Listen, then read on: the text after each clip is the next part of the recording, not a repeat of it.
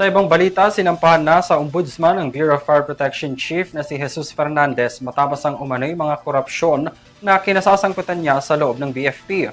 Ayon sa DILG, tumanggap umano ng milyong-milyong pisong suhol si Fernandez mula sa isang supplier para paboran ang pagbebenta ng ambulansya na gagamitin ng ahensya.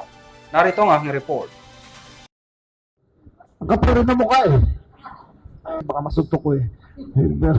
Kasama siya nung inabot itong maleta dun sa kay Fernandez. Tumanggap raw ng milyong-milyong pisong kickback si Bureau of Fire Protection Director Jesus Fernandez mula sa isang pinaborang supplier ng 132 na unit ng ambulansya ayon kay DILG Secretary John Vic Remulla. Sa inilabas na litrato ng pera ng DILG, nakuha umano ng isang saksi, mismong si Fernandez ang itinuturong tumanggap ng halos 15 milyong piso mula sa isang restaurant sa Quezon City bilang suhol sa kanya sa pagpayag nito sa supplier. Nangyari raw ito noong Setyembre at Nobyembre ng nakaraang taon. Kahapon, sinampahan ang fire chief at supplier nito na si Rosa Verna Sanga ng AutoZone Prime Distributor Incorporated sa Office of the Ombudsman ng Administrative at Criminal Complaints.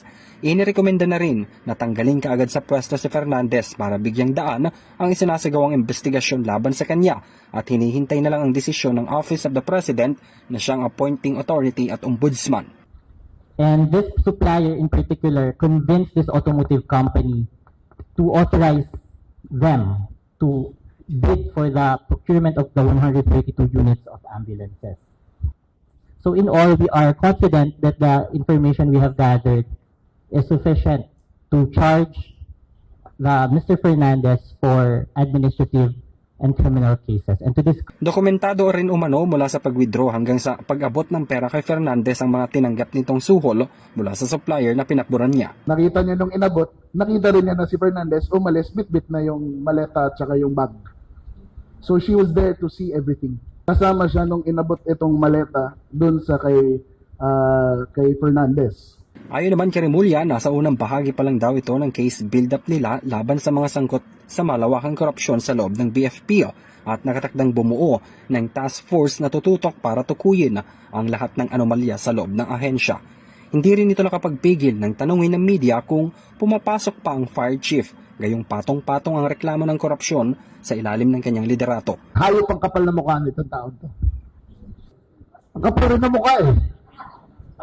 Doon pa siya sa Fire Prevention Month, nag-attend siya. O di na ako nag-attend, baka masugto ko eh.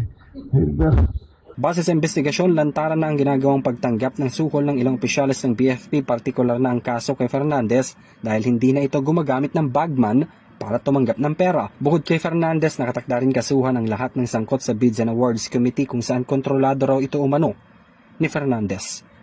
Dahil sa kinasasangkutang reklamo, posibleng maapektuhan ang retirement benefits ni Fernandez hanggang gumugulong ang kaso nito sa ombudsman.